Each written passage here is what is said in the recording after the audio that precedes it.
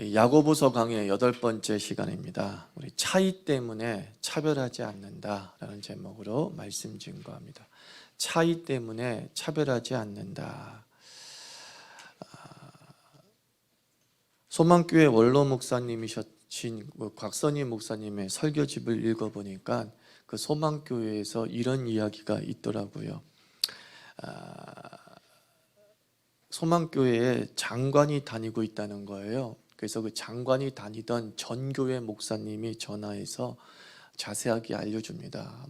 곽선희 목사님, 그 소망교회에 지금 우리 교회에 다녔던 장관이 지금 그 교회에 다니고 있다고. 그래서 장관이 교회에 다니고 있구나라는 사실을 알았는데 그 후에 그 장관이 스스로 만나기를 청해서 자기 자신이 소망교회에 온 이유를 이렇게 말하더라는 거예요. 전에 교회에서 이제 장관이 되니까 장관님 하면서 너무나 공손히 모시고 또 장관님 자리를 또 특별히 마련하고 제발 그러지 말라고 똑같이 대우해달라고 했음에도 불구하고 너무 떠받들어 주어서 가시방석 같았다는 겁니다. 그래서 큰 결단을 내리고 이제 소망교회로 옮겼는데 이 소망교회는 특별히 대우하지 않고 모두 동등히 대하는 것 같아서 참 편하다, 그런 말을 했다는 겁니다. 그 에피소드를 읽으면서 저는 그런 생각을 했습니다. 그 장관님이 자유교회 왔으면 더 편했을 텐데 장관 대우 해주겠습니까? 거의 종처럼 대우할지도 모르는 이 자유교회를 몰랐다는 게 너무나 안타깝더라고요. 또 이런 얘기를 하더라고요. 재벌 부인이, 아주 누구나 알만한 재벌의 그 부인이 교회를 등록했던 모양이에요. 그런데 도대체가 나를 알만 할 텐데 교회에서 자기를 알아주는 사람이 한 명도 없다는 거예요. 그 6개월 정도 지나니까 은근히 부하가 치밀더라는 거예요. 그래서 너무하다 싶어서 관리 집사님은 나를 알겠지 싶어가지고 관리 집사님을 붙들고서 얘기했다는 거예요. 집사님 저 모르세요? 제가 어느 회사 회장 부인입니다. 네, 재벌 부인입니다. 그러자 그 관리 집사님이 그랬다는 거예요. 우리 교회는 영화 배우도 되게 많이 등록해서 다니는데 나 그 사람들도 얼굴 몰라요. 그 재벌 부인 교인이 이제 교회를 옮겼다는 거죠. 너무나 자기를 인정해 주지 않아서. 또 이걸 뭐라 그래요? 역차별이라고 하죠. 아는데 일부러 모른 척하는 것도 참 못된 심보입니다. 역차별하는 것 저도 해봤기 때문에 알아요. 저는 청년 사역을 할 때에 좀 인기 있는 형제 자매에 대해서는 그냥 다가가서 인사를 먼저 안 했습니다. 왜? 얘네들은 누구나 다 인정해주고 목사도 얘 괜찮은 애야라고 떠받들고 있는데 내가 굳이 가서 인사하고 악수할 필요가 어디 있겠나 싶어서 저는 역차별을 좀 했죠. 인정하지 않고 아는 척도 안 하기도 했습니다. 열등의식이 있는 사람은 스스로 차별을 창조하지 않습니까? 이렇게 목사가 악수를 합니다. 악수를 하는 것을 지켜보고 있다가 내가 어떤 사람한테는 두 손으로 악수했다는 거예요. 내가 어떤 분한테는 고개를 더 숙였다는 거예요. 그러면서 차별한다고 환장하는 거죠. 물론 고개가 더 숙여질 수도 있었겠죠. 그때 허리 디스크가 있었으니까. 그래서 그날따라 더 숙여졌는지도 모르겠죠.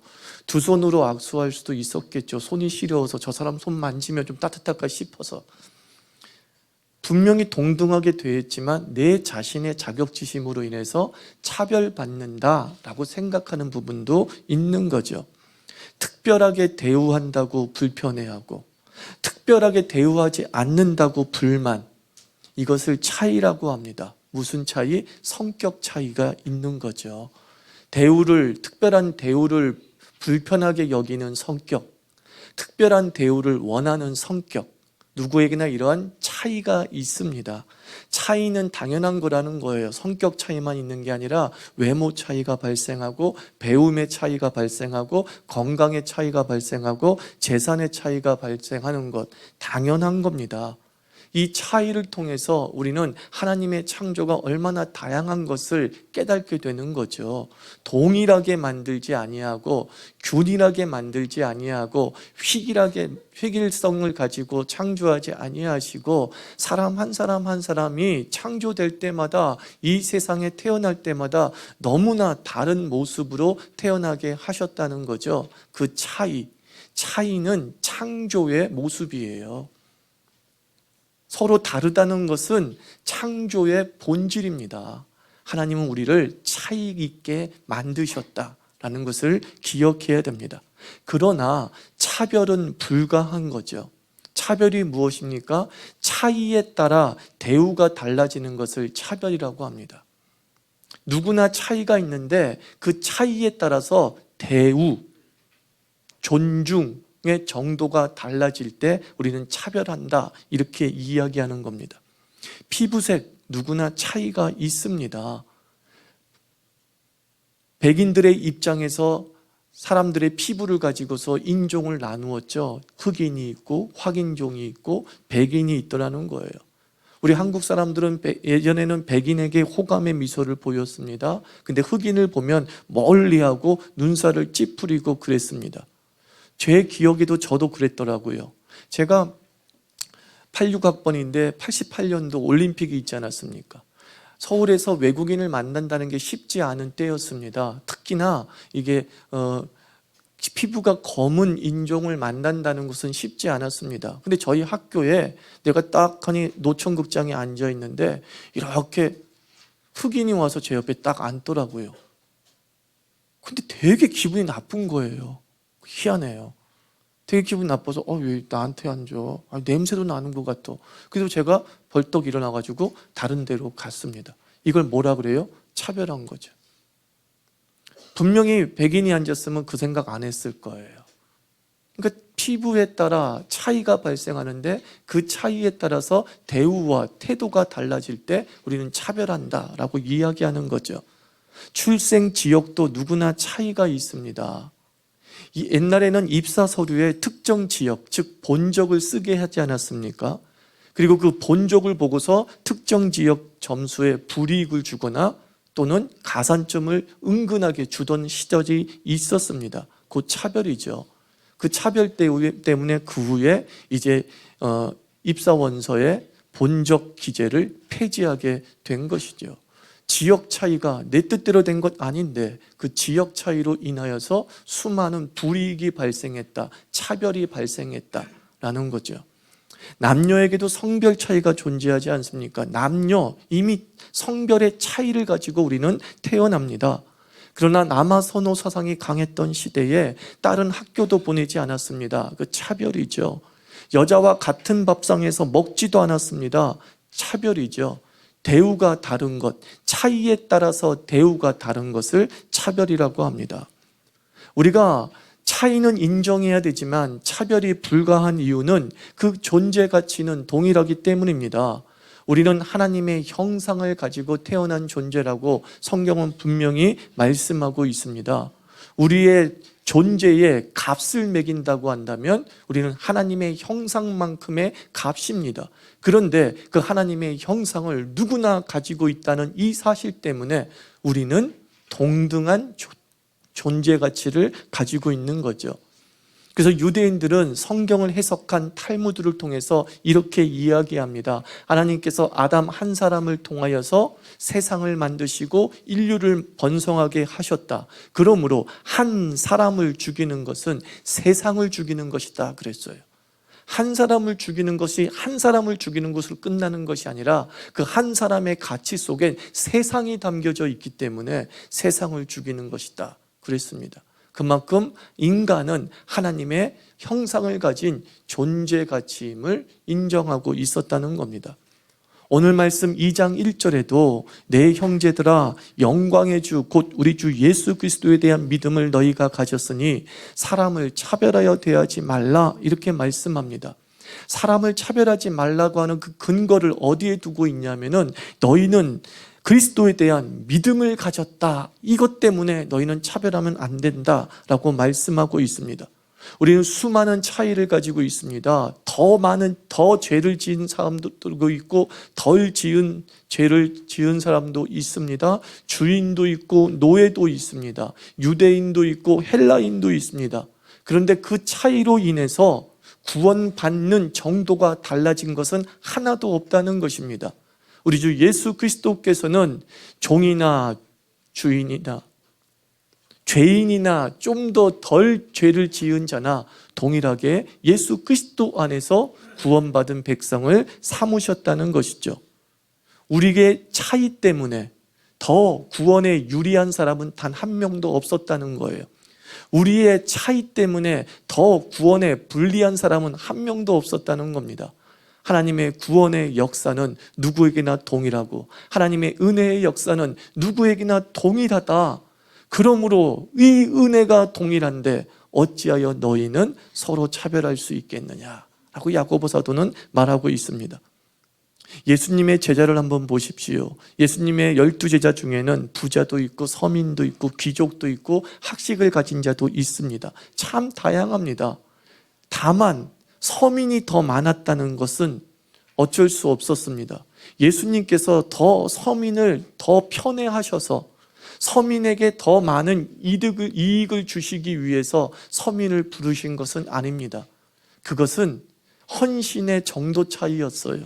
왜냐하면 아시다시피 서민과 부자가 주께서 부르십니다. 모든 것을 버리고 주를 쫓으라 라고 했을 때에 서민은 잃을 것이 없기 때문에 기꺼이 희생과 헌신의 길을 걸어갈 수 있었지만 우리가 부자 청년을 통해서 알 수 있듯이 그는 버릴 것이 너무 많아 예수를 쫓지 못했던 것이죠. 예수님께서 서민을 제자로 더 부르신 것이 아니라 누구나 동일하게 예수의 제자로 불렀지만 가진 사람들은 포기하기가 쉽지 않아서 그 12제자의 비율에서 확률이 낮아질 수밖에 없었던 거예요. 예수님 탓이 아닙니다. 우리 탓인 것이죠. 우리 스스로가 그 동등한 예수의 부르심에, 제자로의 부르심에 반응하지 못했던 헌신의 차이로 발생한 거죠.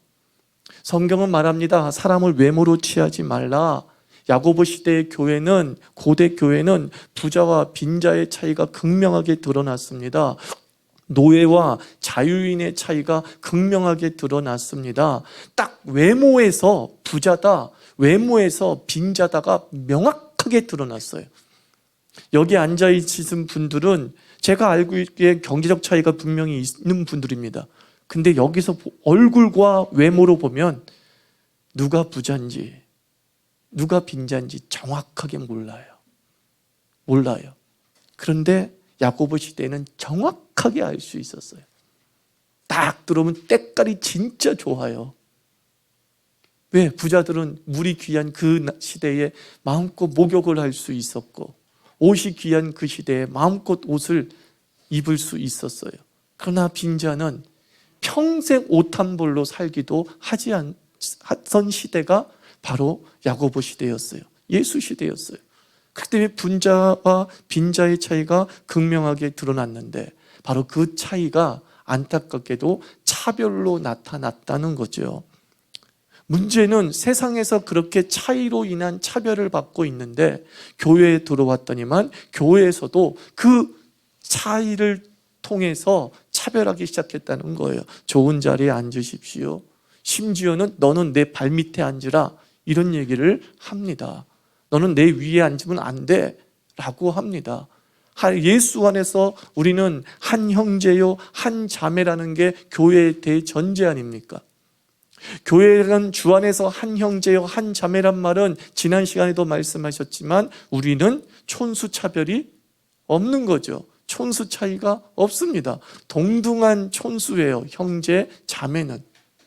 그러므로 너희는 주 안에서 한 형제요 한 자매다. 더 이상 차이가 없다. 높고 낮음의 차이는 없다 라는 것이 교회의 대전제인데 세상에서 그 차이를 가지고 차별하는 습관이 을 버리지 못하고 교회 안에서도 그대로 발생하는 모습이 야고보 사도는 너무 안타까웠다는 것이죠. 직임의 차이는 있습니다. 그러나 우리는 존재적 차이는 없습니다. 존재 가치는 동등합니다. 그러므로 우리는 서로 존중하고 예의를 갖춤이 마땅한 거죠. 차이는 발생합니다. 교회에서도 차이는 발생합니다. 신앙의 차이, 인격의 차이, 예수 닮음의 차이는 발생합니다. 바울 사도는 그 디모데 전후서를 통해서 그 차이, 신앙의 차이, 예수 닮음의 그 차이가 어디에 사용되어져야 되느냐? 직분자의 자격과 선택의 기준으로 삼으라고 말합니다. 그 신앙적 차이를 가지고서 차별하라고 말하는 것이 아니라, 아이 너는 형편없는 사람이야? 넌 믿음이 약하니까 저 끝에 앉아? 라고는 차별의 이유로 삼을 것이 아니라 그 차이를 통하여서 너희는 누가 직분자가 되어야 되며 누가 하나님의 사람으로 쓰임받아야 될지 선택하는 기준으로만 삼아라. 이렇게 이야기하고 있습니다. 우리 많은 주님의 사람들이 강한 직임을 가지고 있습니다. 그 직임이 은사의 차이에서 발생하고, 그리고 인격의 차이에서 발생하고, 그리고 신앙의 차이에서 발생하는 겁니다. 그것은 받아들이는 거예요. 그건 차별이 아니에요. 주께서 너희들은 직분을 뽑자를 세울 때에 그 차이를 통해서 하나님의 사람을 분별하라 라고 말씀하는 거죠. 그런데 그 차이가 하나님의 차별 대우로 왜곡되어서도 안 되는 거죠. 신앙이 좋으니까 부자인 거야, 이렇게 얘기하는 것이 당대 시대의 신앙관이라고 말씀을 드렸죠. 이 땅에서 땅을 얻고 부자의 삶을 사는 것은 하나님을 잘 믿었기 때문에 하나님이 복 주셔서 이렇게 된 것이다 라고 하는 게 사두개인들의 사고방식이고 신앙관이었다고 말씀을 드렸어요. 예수 잘 믿으니 자녀가 성공한 거야, 이것을 뭐라고 하느냐? 바로 영적 차별이라는 거예요. 말도 안 되는 차별이 벌어지는 거예요. 우리의 인생의 차이, 우리의 삶의 차이, 우리의 경제적 차이를 가지고서 그 사람의 신앙의 차별을 행하는 것, 이것이 우리가 쉽게 범하는 왜곡이고 성경적 해석의 오류예요. 신앙의 차이로 인해서 은혜의 차별은 결코 일어나지 않습니다. 은혜는 여전히 동등합니다. 부자나 빈자나 하나님은 동일하게 은혜를 베푸십니다. 오직 믿음으로만 하나님의 품에 안길 수 있습니다. 이 땅을 살아가면서 발생하는 모든 신앙의 차이 이외의 모든 차이는 우리의 신앙의 공로일 수 없다라는 겁니다. 어떠한 영적 차별은 존재할 수 없습니다. 하나님은 우리에게 차별하지 않습니다. 우리의 신앙의 차이를 가지고서 하나님은 복을 주시고 안 주시고 하는 것을 결정하지 않습니다. 우리의 열심의 차이를 가지고 하나님 나라를 줄까 말까 결정하는 차별을 행하지 않습니다. 하나님은 우리가 죄인임에도 불구하고, 하나님은 우리가 원수임에도 불구하고, 하나님은 우리가 주님 앞에 나태우고 게으름에도 불구하고 자신의 아들 독생자 예수 그리스도를 십자가에 못 박혀 죽으심까지 우리를 사랑하셨습니다. 사랑엔 차별이 없어요. 사랑은 수많은 차이가 보입니다. 첫째 아들이고 둘째 아들이고 막내 아들이고 차이가 존재하는 것을 보입니다. 근데 그 사랑은 첫째 아들과 둘째 아들과 셋째 아들의 차이에도 불구하고, 말 잘 듣는 아들, 말 잘 듣지 않는 아들의 차이에도 불구하고 동등하게 대우해 줍니다. 젖을 먹이고 입히고 재우고 가르칩니다. 동등하게 등록금도 대줍니다. 그게 진짜 사랑의 부모의 모습이죠. 하나님이 그러하다는 거예요. 하나님은 우리의 연약함에도 불구하고, 우리의 신앙의 열정에 부족함에도 불구하고 하나님 우리를 사랑하시고, 기꺼이 우리가 행복하고 쑥과 담즙을 먹고 사는 것이 아니라 하나님의 은혜와 평강을 누리며 살기를 원하십니다. 그러므로 여러분 스스로가 하나님이 나를 차별한다라고 생각하지 마십시오. 하나님이 우리의 신앙의 열정의 정도에 반응한다라고 생각하지 마십시오. 하나님은 사랑으로 우리에게 반응하십니다. 그렇기 때문에 하나님은 우리에게 어떤 기도를 하라고 합니까? 일용할 양식을 주시옵소서. 이게 무슨 뜻인지 아십니까? 일용할 양식이 필요하지 않는 사람이 어디 있습니까? 부자도 일용할 양식이 필요합니다. 가난한 자도 일용할 양식이 필요합니다. 신앙생활 잘하는 자도 일용할 양식이 필요합니다. 신앙생활 못하는 자도 일용할 양식이 필요합니다. 하나님은 그 모든 자에게 일용할 양식을 주십니다. 주십니다.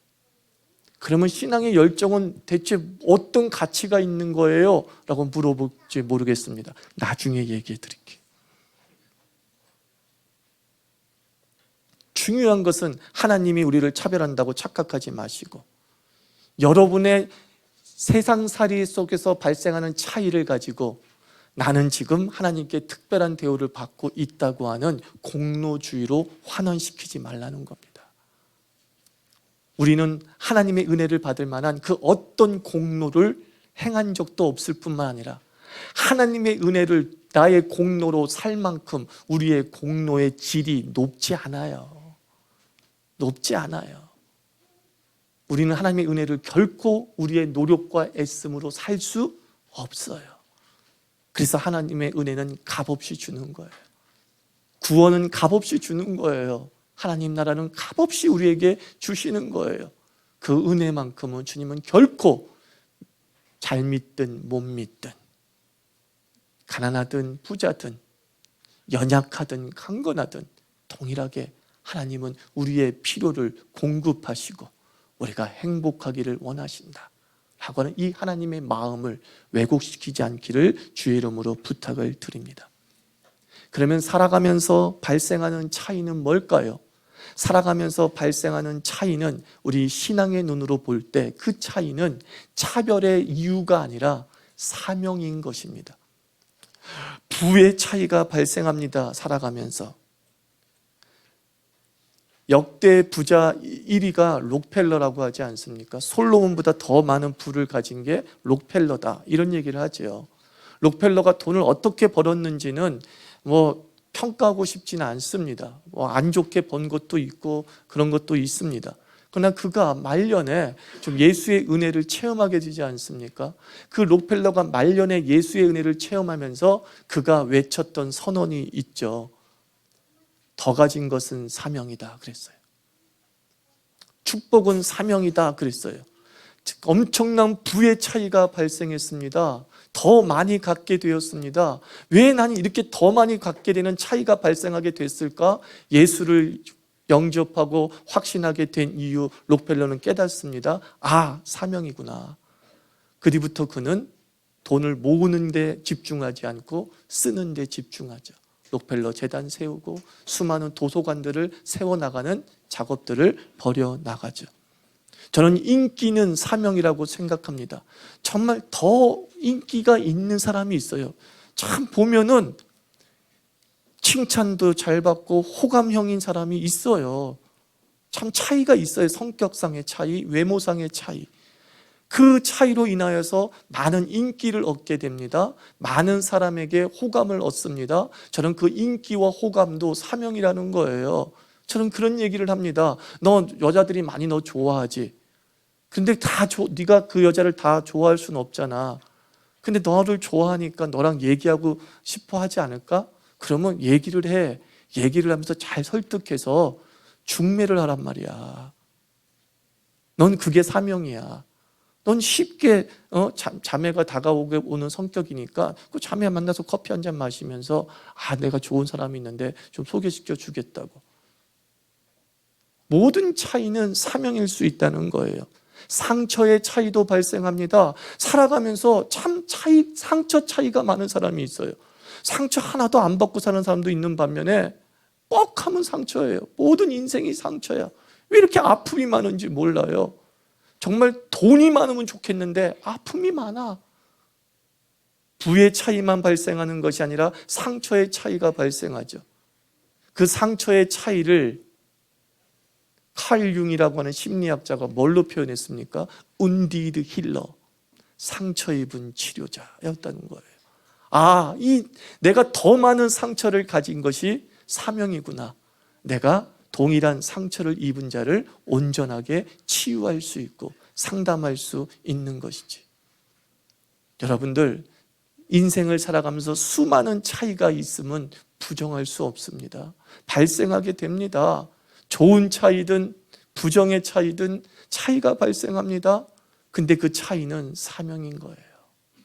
그 차이를 통하여서 혹시 내가 상처를 더 가졌으면 그것도 사명이죠. 혹시 내가 부를 더 가졌으면 그것도 사명이죠. 혹시 내가 외모를 더 가졌으면 그것도 사명이죠. 혹시 내가 학식을 더 가졌으면 그것도 사명이죠. 내가 혹시 운동신경이 좋으면 그것도 사명이죠. 모든 차이의 발생을 통해서 우리는 특별한 대우를 받으려고 하는 것이 아니라 그것을 사명으로 전환시켜서 섬기고 하나님의 사랑을 전하는 통로로 사용할 때에 공동체가 건강해지는 것이죠. 오늘 야고보서 사도를 통해서 우리는 분명히 이야기합니다. 차이가 없는 세상은 존재하지 않습니다. 교회 안에서조차도 신앙의 차이, 예수 닮음의 차이가 발생합니다. 하나님은 그 차이를 가지고서 차별하라고 하지 않습니다. 그 차이를 가지고서 업신여기라고 하지 않습니다. 그 차이를 가지고 뻑이라고 하지 않습니다. 그 차이를 가지고 섬기라고 말씀합니다. 그 차이를 가지고 하나님의 사명에 매달릴 때에 하나님께서 우리를 통해서 이루시고자 우리 이 땅에 충만하게 임하시기를 원하시는 그 하나님 나라, 예수께서 꿈꾸시면서 십자가에 달려 돌아가신 그 이유 하나님 나라, 그 하나님 나라가 우리 안에서 먼저 꽃피기를 주의 이름으로 축원합니다.